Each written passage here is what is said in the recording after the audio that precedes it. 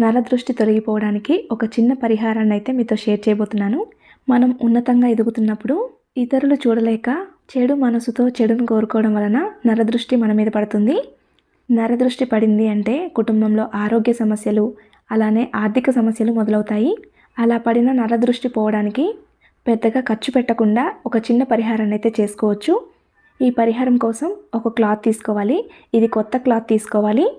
ఇది ఎరుపు రంగులోనే ఉండాలి. ఎరుపు రంగు అయితేనే మన ఇంటి వైపు ఎవరన్నా చూసినా సరే ఎరుపు రంగు అయితేనే వారి చూపుని ఆకర్షించుకుంటుంది. దీనిలో ఒక గుప్పెడు రాళ్ళ ఉప్పును పోయాలి. ఈ రాళ్ళ ఉప్పు ఇంట్లో వాడేది కాకుండా ప్రత్యేకంగా దీనికోసం తెచ్చుకోండి. అలానే ఈ పరిహారాన్ని గురువారం కానీ, ఆదివారం కానీ, అమావాస్య రోజుల్లో చేసుకోవాలి.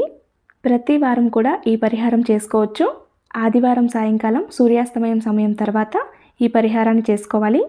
ఈ ఉప్పు మీద కొద్దిగా పసుపు, కొద్దిగా కుంకుమ వేయాలి. ఈ క్లాత్ని చక్కగా చుట్టేసి మూట కట్టుకోవాలి. ఈ క్లాత్ మూట కట్టుకోవాలి కాబట్టి నేను ఇలా పొడవుగా తీసుకున్నాను. మూట కట్టుకోవడానికి వీలుగా ఉంటుందనేసి ఇలా తీసుకున్నాను. మీరు మీ వీలును బట్టి ఎలాగైనా తీసుకోవచ్చు. అయితే ఎప్పుడైతే చేస్తారో అంటే గురువారం అయితే గురువారము, ఆదివారం అయితే ఆదివారము, లేదా అమావాస్య రోజుల్లో కానీ ఒక వారం ఈ పరిహారం చేసుకున్న తర్వాత మరుసటి వారం ఈ పరిహారం చేసుకునేటప్పుడు మళ్ళీ కొత్త క్లాత్ తీసుకోవాలి. ఈ రాళ్ళ ఉప్పుని ఎవరు తొక్కని ప్రదేశంలో పడేయాలి. ఎందుకంటే ఈ రాళ్ళ ఉప్పు ఎవరైనా తొక్కితే మళ్ళీ వాళ్ళకు కూడా నరదృష్టి అంటుకుంటుంది. అది మంచి పద్ధతి కాదు కాబట్టి ఎవరు తొక్కని ప్రదేశంలో ఈ రాళ్ళ ఉప్పుని పడేయాలి. అలానే క్లాత్ని కూడా అలానే పడేయాలి. లేదా వీలుంటే క్లాత్ని కాల్చేయచ్చు, లేదా పారే నీటిలో అయినా కలపచ్చు.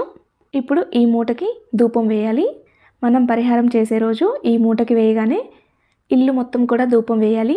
పరిహారం చేసినా చేయకపోయినా ప్రతి గురువారము, ఆదివారము, అమావాస్య రోజుల్లో ఈవినింగ్ టైంలో ఇంట్లో ధూపం వేసుకుంటే చాలా మంచిది.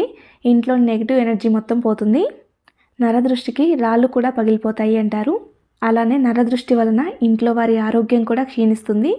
ఆర్థిక ఇబ్బందులు పడుతూ ఉంటాము. పొరుగువారు, బంధువులు మన ఎదుగుదలని చూసి అసూయ పడడం వలన నరదృష్టి మన మీద పడుతుంది. అందుకే మనం ఇంటి ముందు గుమ్మడి